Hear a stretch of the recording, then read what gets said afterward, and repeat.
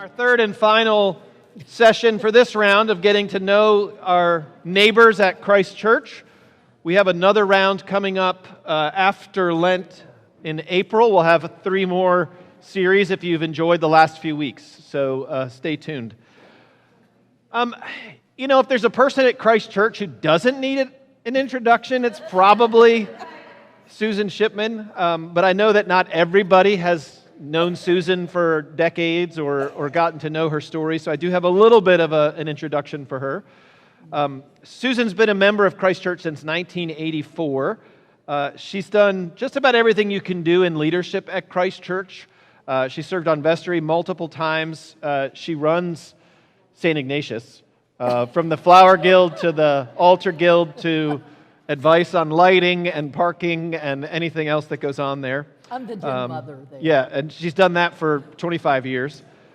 She's part of our iconography group here. She's a lector and a chalice bearer. She's one of the folks that helps the Quiet Communion service go.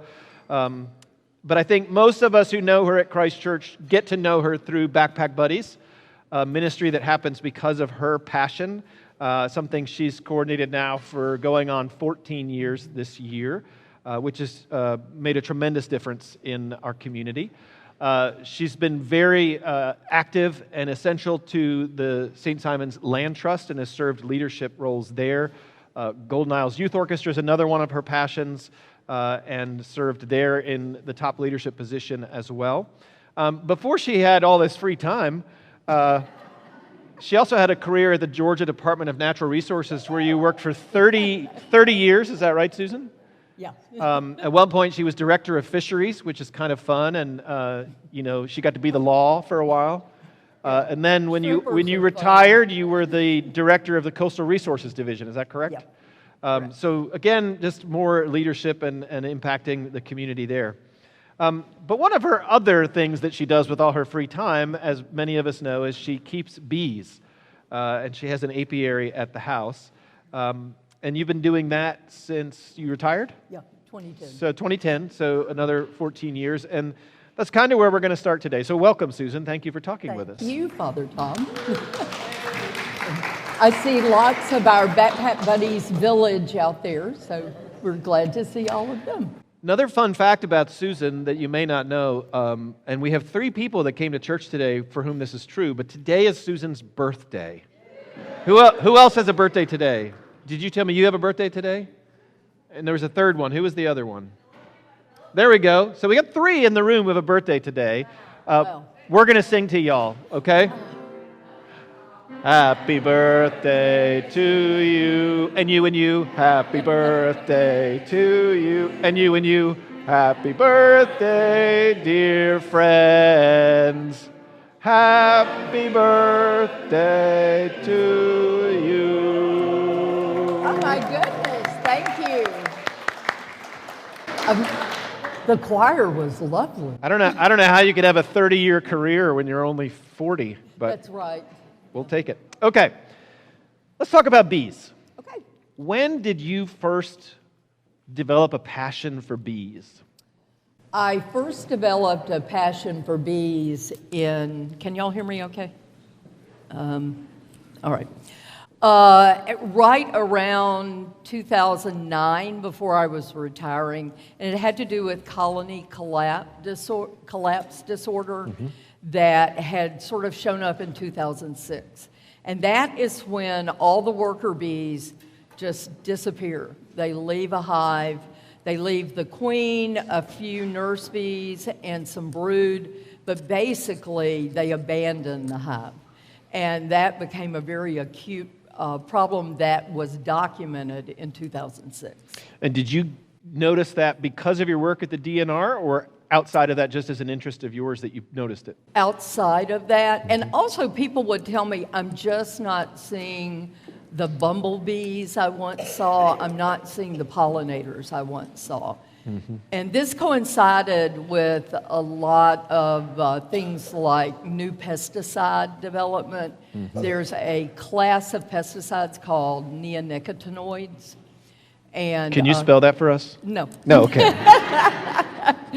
And it pervades the entire plant. It starts out, they treat the seed, but it actually is carried forward as the plant grows and goes into the flowers and the pollen and all of that. So there was a lot of concern about pesticides. Canada and the EU actually outlawed those. The U.S. did not. So when you were at UGA, you studied zoology. Yes, Is that correct? But I was a marine. Marine zoology. Invertebrate Okay. zoologist. So you weren't dealing with bees back then No, either. not Okay. at all. So you mentioned the colony collapse disorder Yeah. and what got you into it. Is that still an ongoing issue? How have things changed? How are bees doing nowadays? It is still an issue, but there's been so much study going on in many, many of the universities across the country because bees are so important to pollination and our food supply. So lots of universities have studied it. They have concluded it's sort of the perfect storm.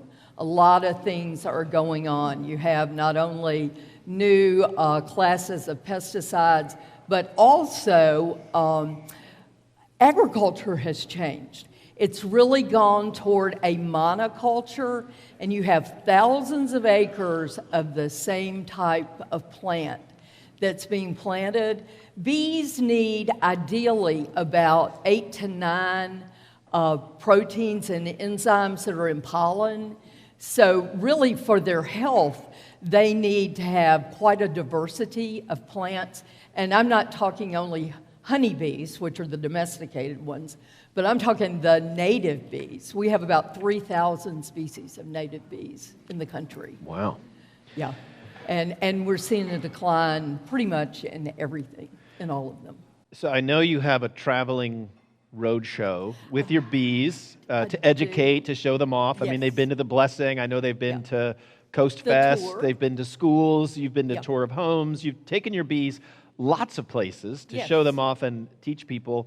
What do you find is the part of education that people need, and how do you do that, teach people about bees? Well, we mainly, especially with the kids, we tell them about their food sources and that 1/3 of every bite they take has been pollinated.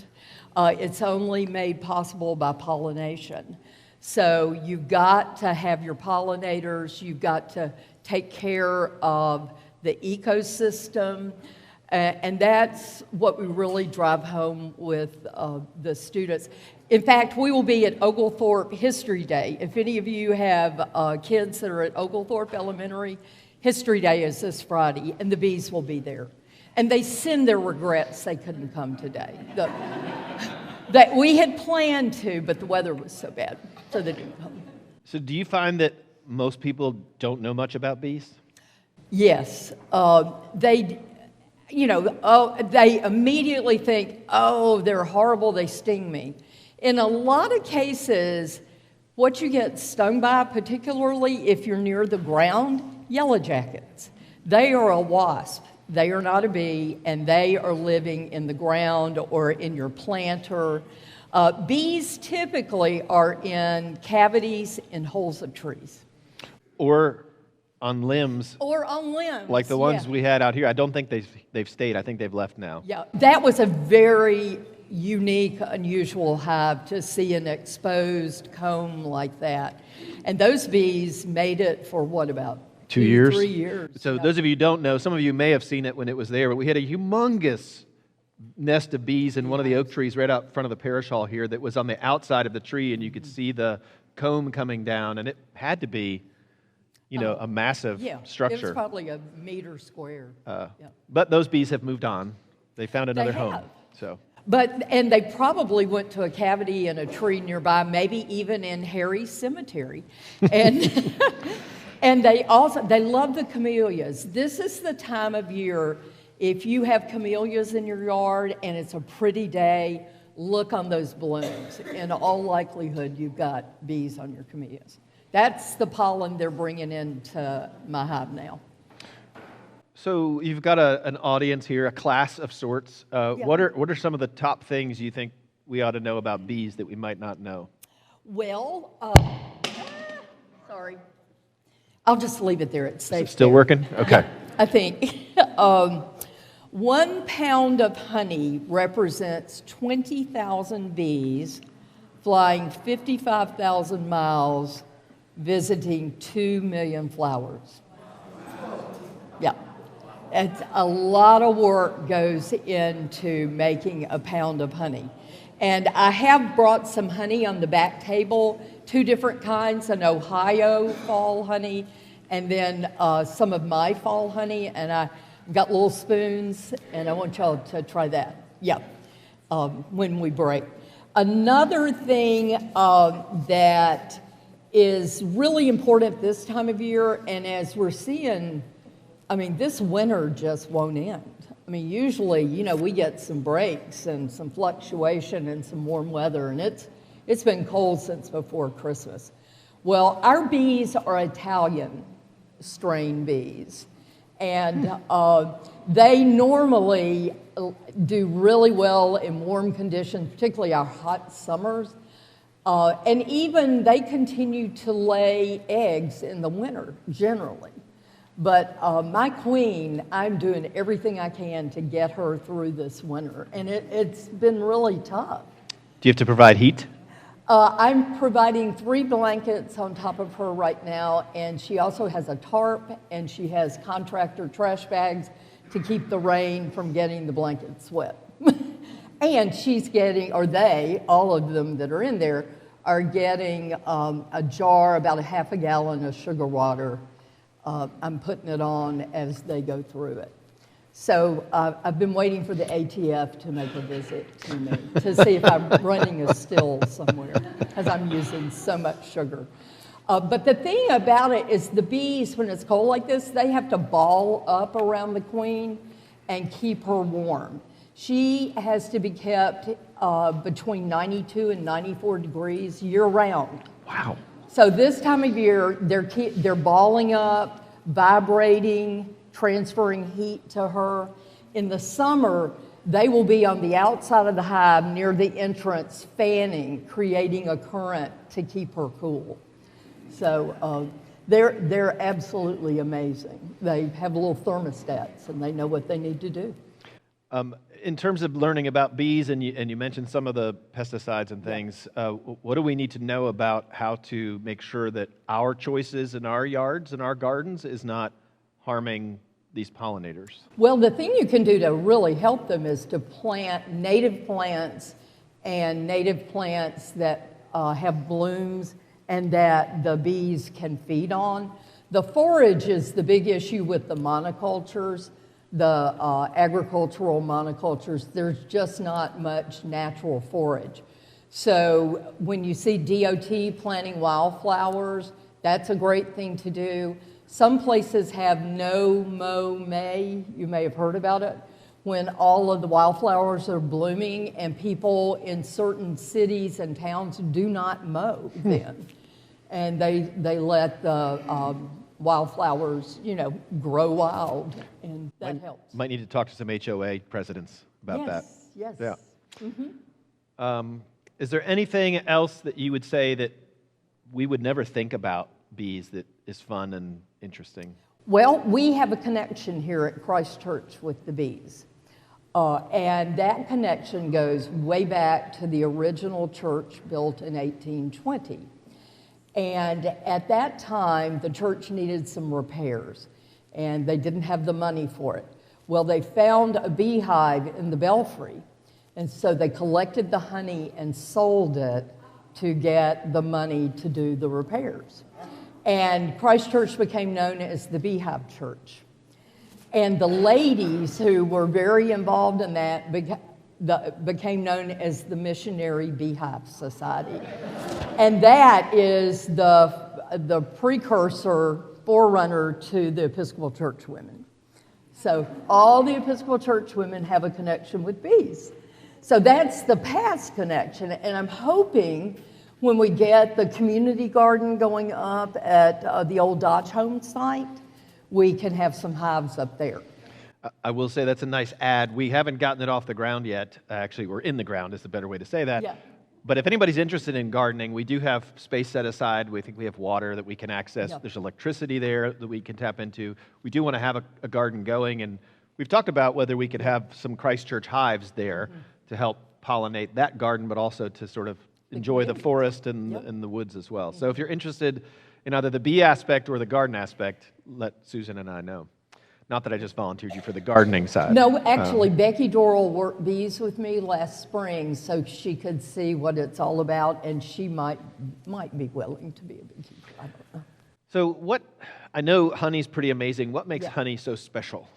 Honey has incredible properties. It will not spoil if you keep it closed up and airtight.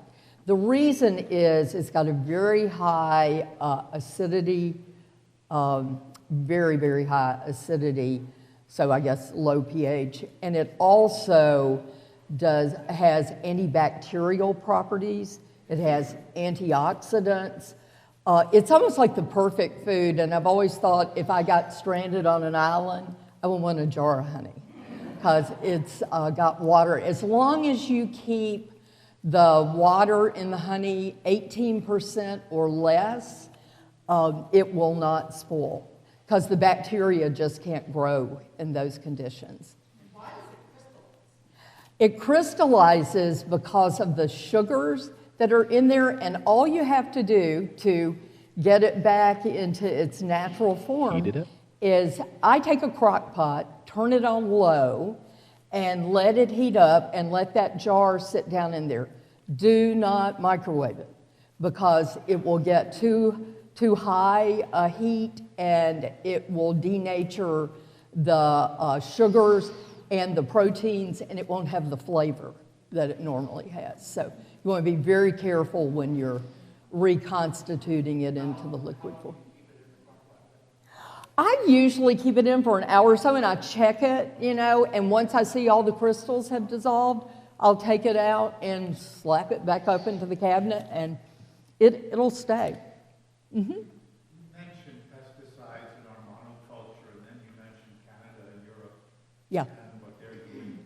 When are we going to do something? Well, you need to talk to your friendly people from the EPA because, they license all the pesticides and that type of thing. But that's another part of our education, especially when we're talking to adults, garden clubs, that kind of thing.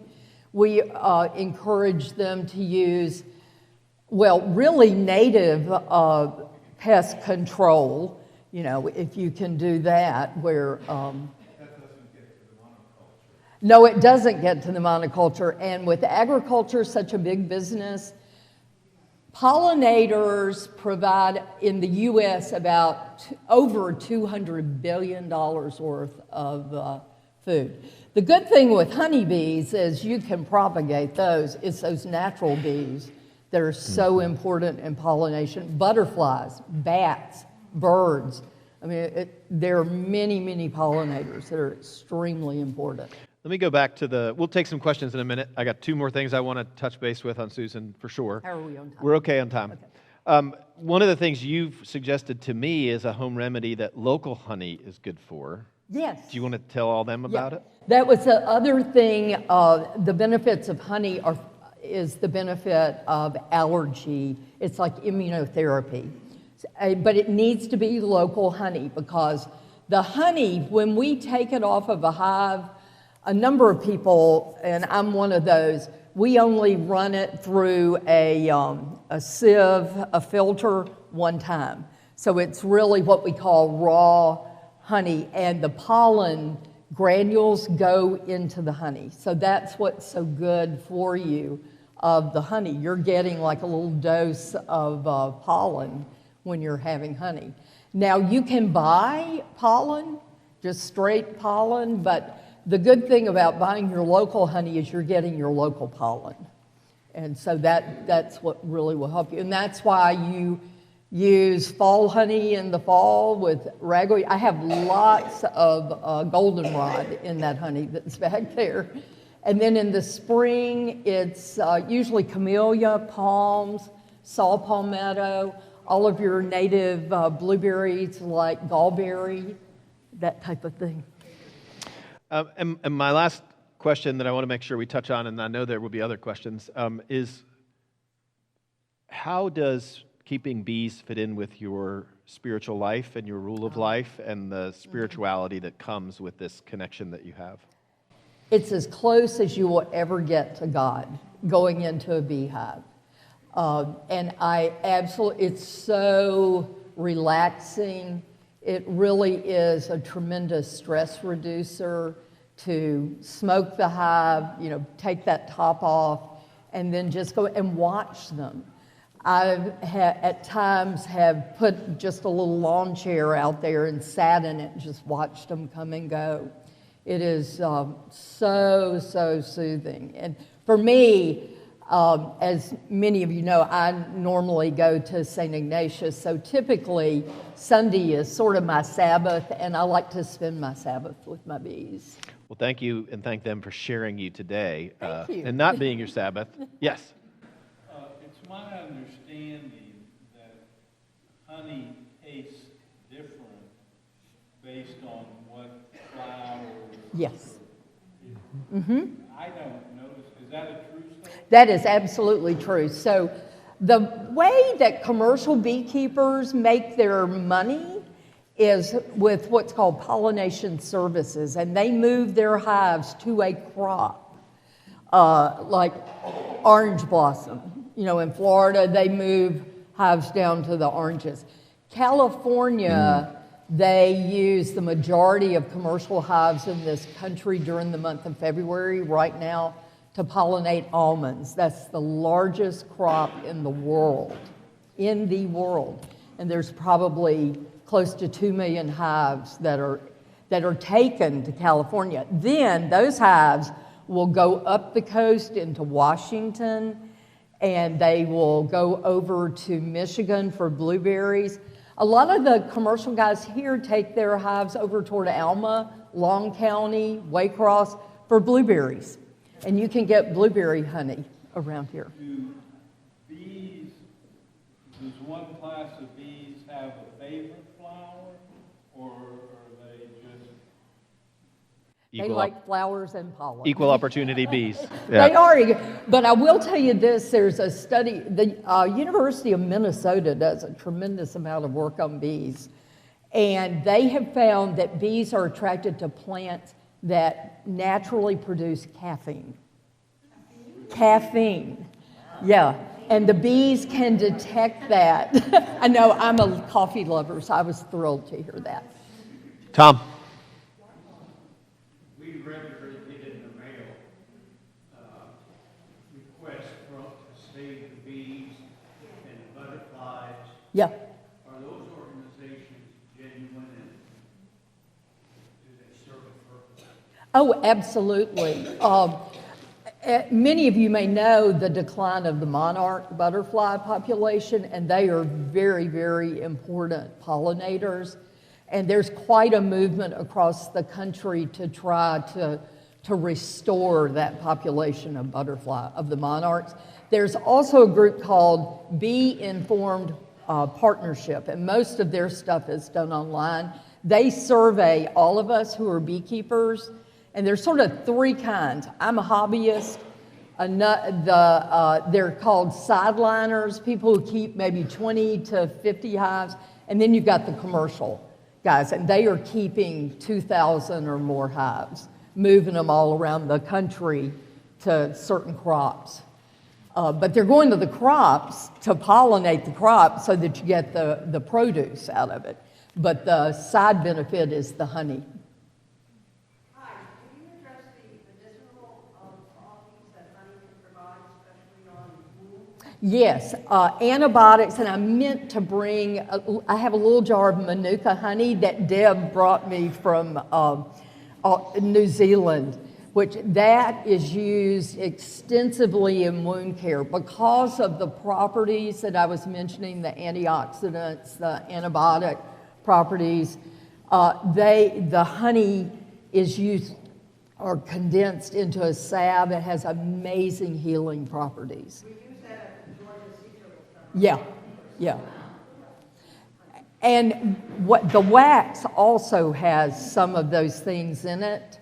And so the beekeepers around here, a lot of us take our wax cappings that when we've taken honey off, so it still has some honey with it, we take that to the Sea Turtle Center and they pack the wounds. Donna, you had your hand up?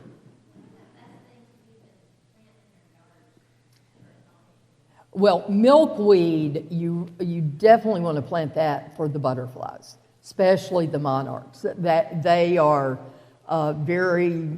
that's all they will nest or leave their cocoons on. That's what they leave their eggs on. So you definitely want to do that. Butterfly bush is good. Bottle brush is good. Palms. I mean, my bees, I have palmettos all in my backyard back by the beehives, and the bees love palmetto. They absolutely. So there's a lot of stuff natural, Deb? So, Susan, you want to talk about the land trust and what they did with the front lawn? Because if people Oh, yeah. then they don't understand what you're talking about. Right. The land trust has converted that front lawn into a pollinator-friendly garden, and we have been certified by Audubon or something. And I think we've got all those plants labeled, and you can look at those and see, what is good. But as I said, they love camellias. The bees love azaleas, and they love rosemary. If you plant herbs, they do love rosemary and all kinds of the blooming herbs, basil. Yeah. Not that much. Now, my hives are on my side yard toward a Georgia Power right-of-way. And your bees are likely to go to your neighbor's swimming pool. I will tell you that. They like to go to swimming pools and get water, even the chlorinated. So you need a water source nearby, but you really don't need that much room. My space is probably about 2 rows right there. That's all the space I use. Some people consider bees pests when they get stung. How do you address that? Well, the good news about it is the venom injection. The venom is good for arthritis. I have absolutely no arthritis in my hands. None at all.